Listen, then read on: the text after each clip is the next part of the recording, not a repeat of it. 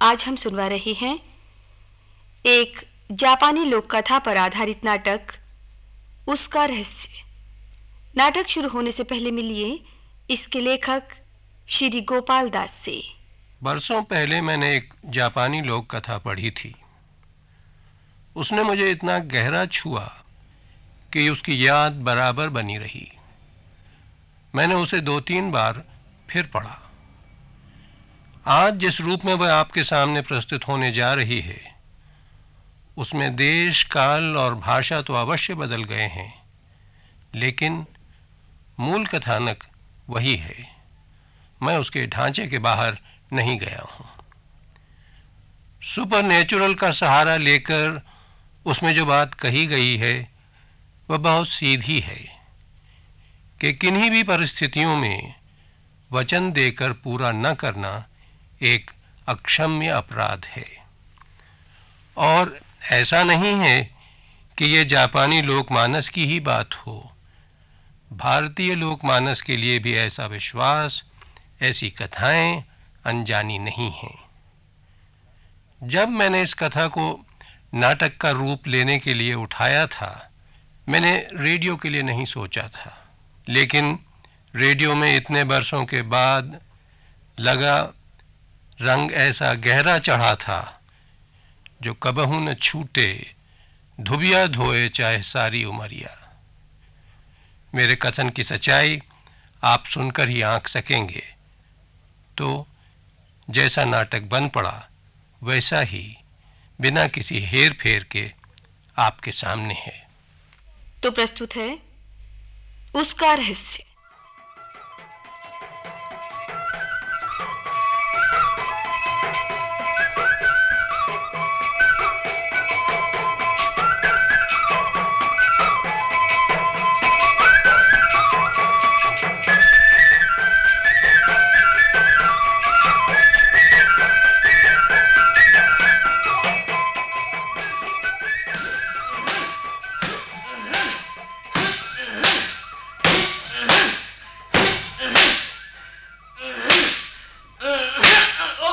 क्यों रे रामू, हाथ क्यों खींच लिया रे? और लकड़ी नहीं काटेगा? नहीं काका। थक गया? अरे कहाँ, इतने में कोई थकता है? आखिर लकड़हारे का बेटा हूँ। तो फिर माँ ने कहा था आज थोड़ा सवेरे लौट आना, बाजार से सौदा सुलफ लाना है। हाँ, अच्छा, कोई कारज है? हाँ। क्या? काका, कल मेरा 18वां जन्मदिन है। माँ कहती है कल से मैं बड़ों की पंगत में आ जाऊंगा। अच्छा? माँ ने तुम्हें भी बुलाया है काका। बिना तुम्हारे कारज कैसे होगा? बापू के बाद तुम्ही ने हमें सहारा संभाला है। अरे रे रामू, सच तू बड़ा हो गया है रे। ऐसी बातें कहीं बच्चे करते हैं? तो काका फिर चले? तू लकड़ियों का गट्ठर बांध, मैं ये कुल्हाड़ियां उठा लेता हूँ। अच्छा काका।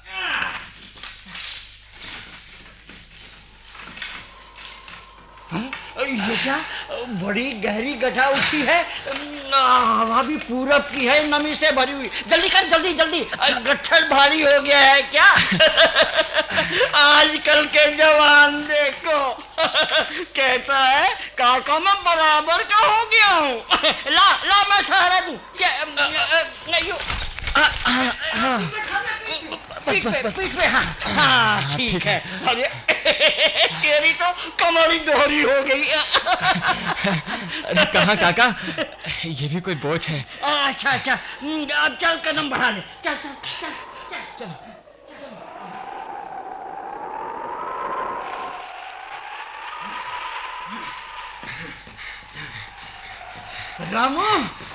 रामू, हवा तेज हो गई है रे।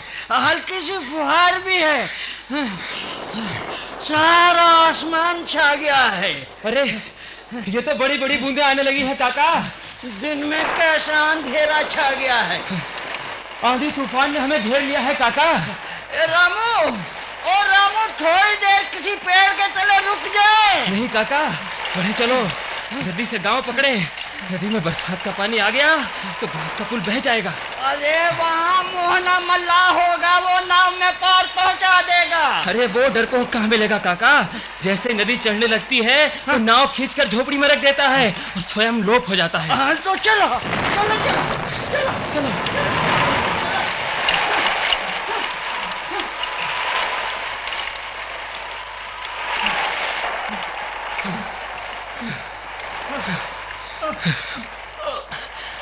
माँ फिक्र कर रही होंगी काका, वो दरवाजे पर खड़ी मिलेगी। मैं तो तेरे साथ हूँ, उसे मालूम है। हाँ काका। कि रामू, अरे गीली लकड़ी भारी हो गई होगी, चाहे तो थोड़ी देर सुस्ता ले। नहीं काका नहीं, नहीं नहीं, रुके और पैर जम जाएंगे। अच्छा हाँ अच्छा अच्छा। अरे तेरे पैरों में तो बिजली भर गई है रे।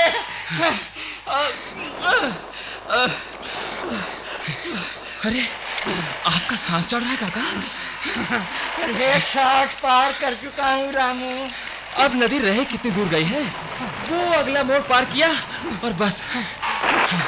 अच्छा, हे भगवान, आज तो सारे समुद्र का पानी समा कर बादल फट पड़ा है रामू। हाँ काका, और हवा भी कैसी है, मानो सब उखाड़ फेंकेगी। कैसे बर्फ।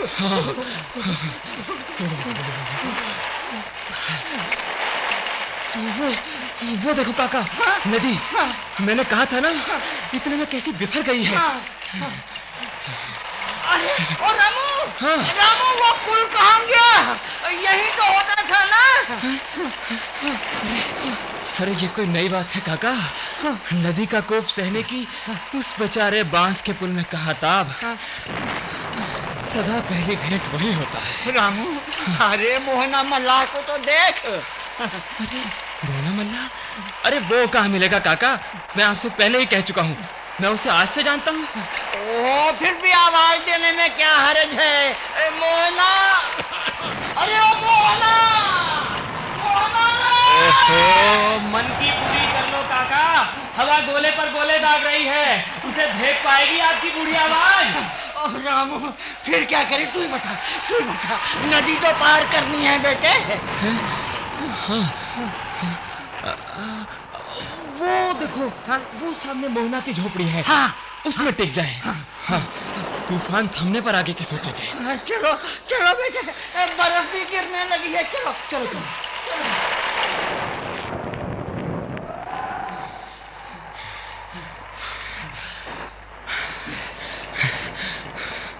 अरे परमात्मा की दया से झोपड़ी का दरवाजा नहीं लगा है। अरे सोच क्या रहा है रामू? जल्दी से भीतर चल, भीतर चल। चलो।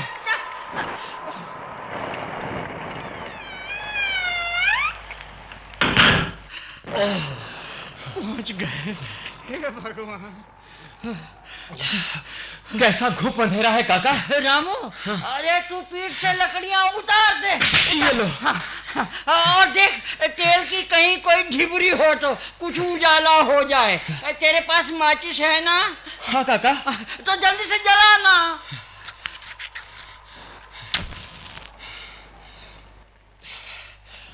अरे यहाँ तो पुआल की शीतल बाटी को छोड़कर कुछ भी नहीं है। काका, आपके तो दांत बज रहे हैं, आप लेट जाइए, मैं हल्के हल्के आपका शरीर मुखिया देता हूँ, गर्मी आ जाएगी। अच्छा बेटा।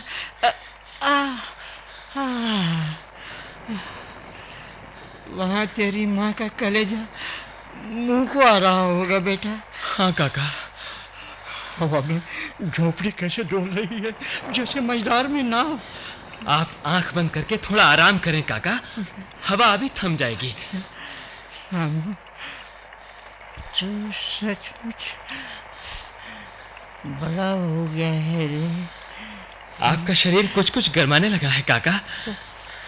बड़ा भयानक तूफान है बेटा।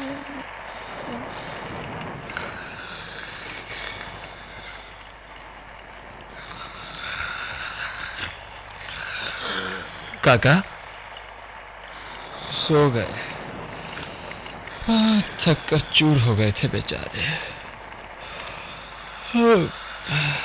आज की रात माँ पलकों में काली करेगी। आंखें सड़क पर लगी होंगी और हाथों में माला घूम रही होगी। जल्दी और जल्दी। मैं भी पढ़ रहा हूँ काका से सटकर। आपसी ताप से चैन मिलेगा। ओ भगवान, माँ।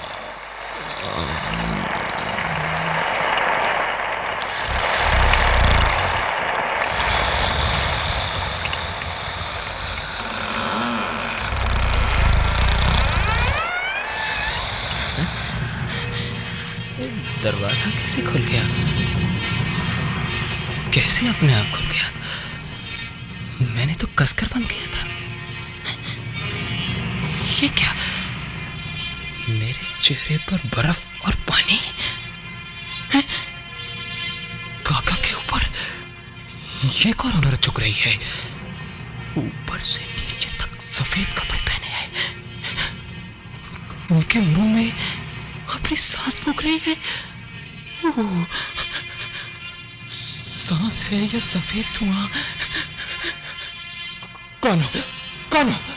कौन हो तुम? बोलो, बोलो। अरे, तुम तो मेरे ऊपर झुकी आ रही हो। मुझे ऐसे क्यों घूर रही हो? मुझे ऐसे क्यों घूर रही हो?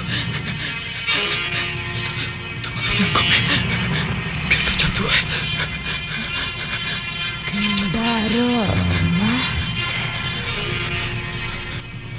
मुझे तुम पर दया आ गई है। मैं तुम्हारे साथ भी वही करना चाहती थी जो मैंने इस बूढ़े के साथ किया है,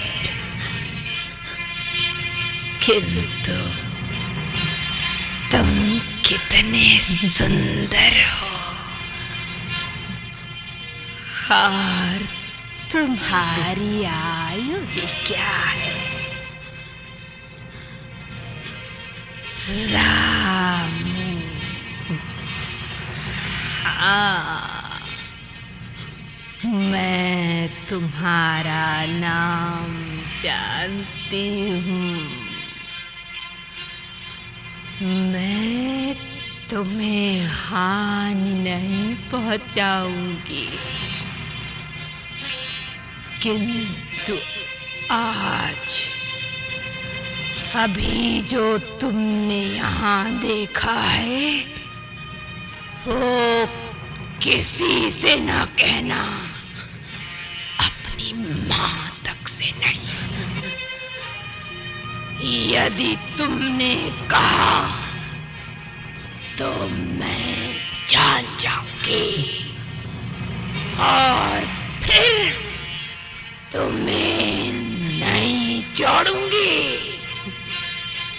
मार डालूंगी। मेरी बात याद रखना, याद रखना। मैं जा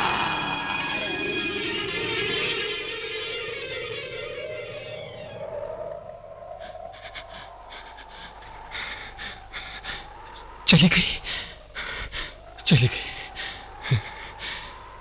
उजाड़ बियाबान में अकेली औरत, बहुत ही सुंदर औरत। ऐसी रात में वो कहाँ जा रही है? देखता हूं, मैं उसका पीछा करूंगा। अरे, वो कहाँ गई है? गायब हो गई? कैसी जादू करनी थी। काका को जगाओ। काका, काका, काका, सुनते हो काका? उठो। अरे, इनका शरीर तो ठंडा पड़ा है, बिल्कुल अकड़ गया है? सांसें भी नहीं आ रही हैं। तो क्या काका? काका, काका, काका।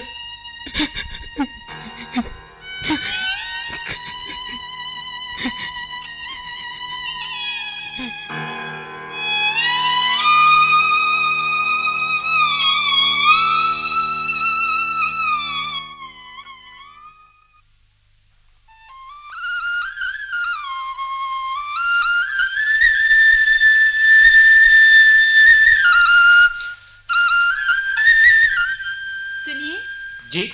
अगला गांव यहाँ से कितनी दूर है? ऐसे ही मील भर।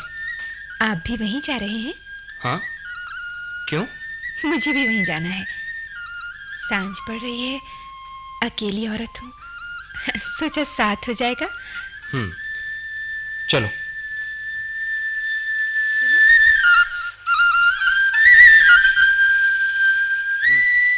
कैसा गांव है? पहले नहीं आई हो? नहीं। 500 घर हैं, खाते पीते लोग हैं, बिजली है, स्कूल है, अस्पताल है। आप वहीं रहते हैं? हाँ, मेरी लकड़ी की टाल है, मैं लकड़ा रहा हूं। अच्छा। तुम कहाँ जाओगी? कहाँ जाऊंगी? मैं? हाँ, किसके घर? मुझे नहीं मालूम। तुम्हें नहीं मालूम? हाँ, मैं वहाँ किसी को नहीं जानती। फिर वहाँ क्यों जा रही हो? धंधे की तलाश में। क्या धंधा जानती हो? रोटी पकाना। बस? घर का कामकाज जानती हूँ। और कुछ? नहीं। माता पिता हैं? महीना भर हुआ, 2 दिन के अंतर में दोनों ने चोला छोड़ दिया। ओ, भाई बहन? कोई नहीं। कहीं संबंध भी नहीं हुआ? बिल्कुल मुक्त हूँ। तुम्हारा नाम? हेम। हेम। देहात के लिए नया सा नाम है। मैं गोरी चिट्टी हूँ ना, मेरे माता पिता उसके अनुकूल ही नाम चाहते थे। दोनों पढ़े लिखे थे? हाँ, प्राइमरी स्कूल में अध्यापक थे। हम्म। माँ ज्योत्सना नाम रखना चाहती थी और पिता हेम। बात पिता की रही है। तुम्हारा कंठ बड़ा मधुर है। अच्छा। और तुम बहुत सुंदर हो, बहुत।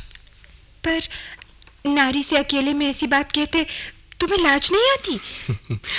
सांच को आज क्या? तुम्हारे घर में कौन है? एक विधवा माँ। बस? हाँ, मुझे बहुत चाहती हैं। चांद से बेटे को कौन नहीं चाहेगा? बड़ी चतुर हो। चतुर नहीं, भोली। लो, बातों बातों में गांव आ गया। यहाँ कोई धर्मशाला है? मेरे साथ चलो, वो सामने घर है। नहीं नहीं। क्यों? तुम्हारी माँ क्या कहेगी? किस राह चलती को पकड़ लाए? मैं समझा दूंगा, वो बहुत अच्छी है। चलो, वो तुमसे मिलकर बहुत प्रसन्न होगी, बड़ी स्नेहमयी है। अच्छा। अच्छा, चलो। आओ।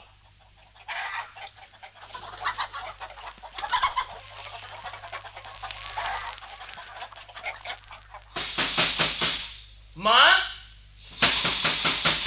दरवाजा खोलो माँ, मैं आ गया। अभी खोलती हूँ बेटा।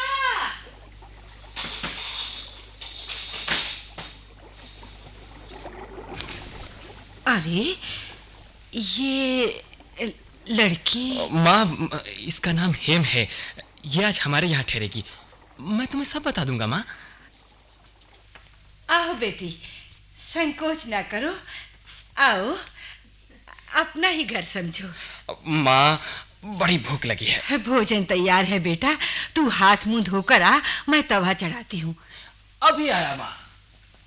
लाओ बेटी, अपना झोला मुझे दे दो, मैं रख दूँ। नहीं माँ जी, आप जगह बता दें, मैं ही रख दूँगा। वही सामने खूंटी पर टांग दो। अब थोड़ा आराम कर लो, थक गई होंगी। आप बैठिए, रोटी मैं बना देती हूँ। माँ कहती थी मैं बहुत अच्छी रोटी बनाती हूँ। क्यों नहीं बनाती होगी बेटी? तो आप वानगी देखिए। वाह, कहीं इस तरह मेहमान का सत्कार होता है? तुम थकी हारी काम करो और मैं बैठी देखूं? नहीं नहीं। तो आप मुझे मेहमान मानती हैं? मेहमान नहीं हो क्या? अभी तो आपने कहा था अपना ही घर समझो। तुम जीती बेटी। जाओ, रसोई उधर है। माँ, क्या है रामू? यहाँ आओ माँ। आई। क्या है रे? माँ, अब तुम बहुत थक गई हो। कहाँ रे? सवेरे तू रोटी खाकर निकला है, तब से तो आराम कर रही हूँ। तुम समझी नहीं माँ। फिर क्या कह रहा है? मेरा मतलब है, मेरे लिए तुमने क्या नहीं किया है। जीवन भर कष्ट सहा, संघर्ष किया, बेटे के सुख के लिए कितना तप त्याग किया है, अपने को गलाया है माँ। अरे, इस समय ये सब कहने का क्या अवसर है? माँ, अब घर के कामकाज के लिए तुम्हें सहारा चाहिए। लेकिन तू मेरी सुनता कहाँ है? मैं तो 100 बार कह सुनकर हार गई। भगवान जाने कब वो घड़ी आएगी। हर बात का समय होता है माँ। क्या? मैं कह तो रहा हूँ। समझी। हे माँ, रोटी तैयार है।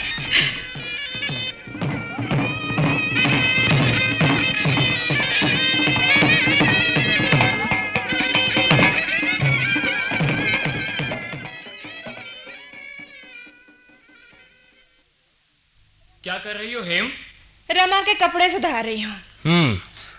दिन भर इतनी व्यस्त रहती हूँ कि दम मारने को अवकाश नहीं मिलता। कभी किसी बच्चे को कुछ, कभी किसी को, फिर रोटी, घर की सफाई, सब। माँ तुम्हारा हाथ बटा लिया करती थी।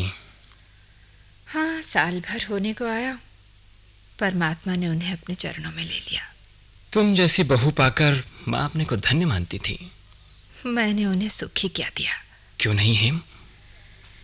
एक के बाद एक बच्चे होते गए। बच्चों की देखभाल और घर का भार वो ही ढोती रही। मैं तो केवल उनकी बेल बढ़ाती रही। अरे, उसके लिए यही सबसे बड़ा सुख था। तुम्हें देखकर वो फूली नहीं समाती थी। जो आता उससे कहती, जैसी सुंदर और सुघड़ बहू मुझे मिली है, वैसी सबको मिले। कल की सी बात लगती है। 10 साल बीत गए मुझे इस घर में आए हुए। संजोग था, उस सांझ तुम मिल गए। मैं नहीं जानती थी मैं कहाँ जाऊंगी। मेरा कोई ठौर ठिकाना नहीं था। संसार में कोई नहीं था जिसे मैं अपना कह सकती। फिर भी जब तुमने मुझसे घर चलने को कहा, तो एक बार की मेरे मन में सिहरन दौड़ गई। मैं भाग जाना चाहती थी, लेकिन जाती कहाँ। मैं मान गई।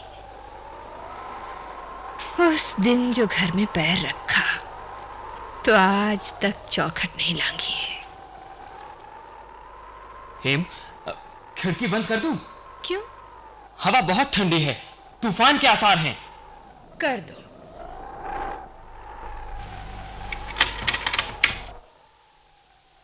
बर्फ गिरने के आसार जान पड़ते हैं। बच्चों पर एक कंबल और डाल दो। अच्छा, कंबल डाल दिया। सब गहरी नींद सो रहे हैं। ठीक है।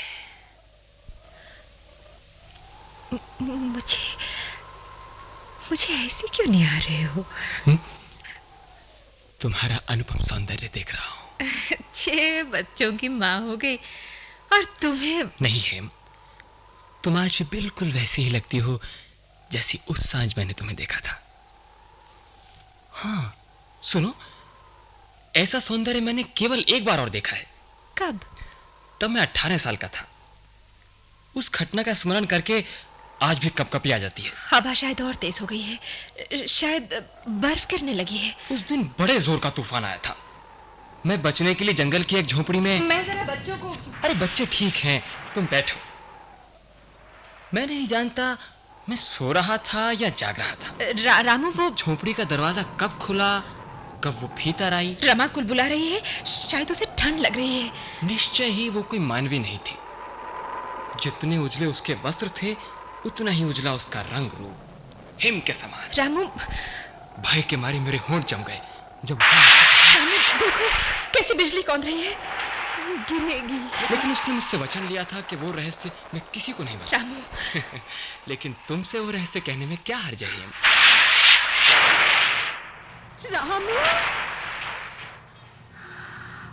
ओ मैं ही थी रामू। क्या? मैं ही। भागे रामू, तुम उस रहस्य को अपने तक नहीं रख सके। मैंने तुमसे कहा था,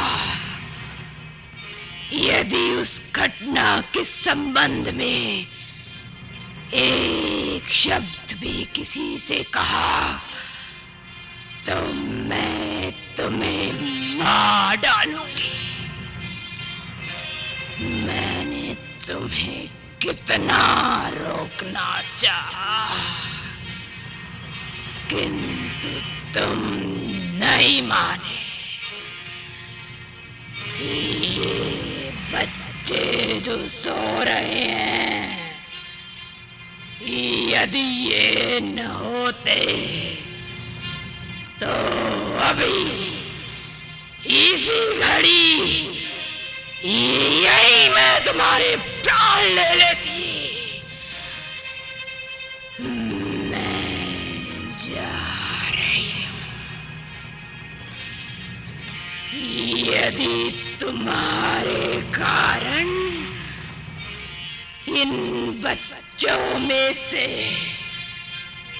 किसी को भी कोई दुख हुआ तो याद रखना,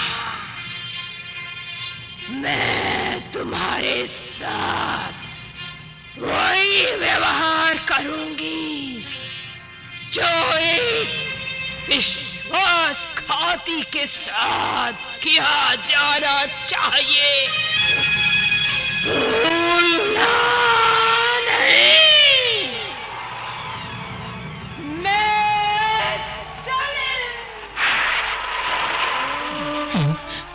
रुक जाओ हेम, ना जाओ हेम।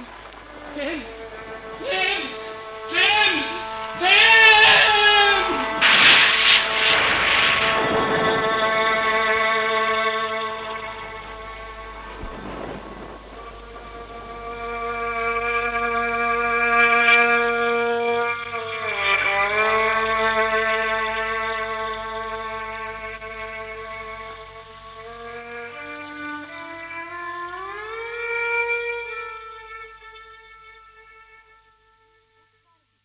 उसका रहस्य। अभी आप श्री गोपाल दास का लिखा ये नाटक सुन रहे थे। निर्देशक थे चिरंजीत, सहायक सुदर्शन कुमार और कृष्ण कुमार नरूला। भाग लेने वाले कलाकारों का परिचय इस प्रकार है। हेम श्रीमती वीना होरा, माँ श्रीमती कमला कुमारी चोपड़ा, काका श्री B.R. नागर और रामू श्री नीरज शर्मा। ये नाटक केंद्रीय नाटक एकांश द्वारा आकाशवाणी के दिल्ली केंद्र पर तैयार किया गया।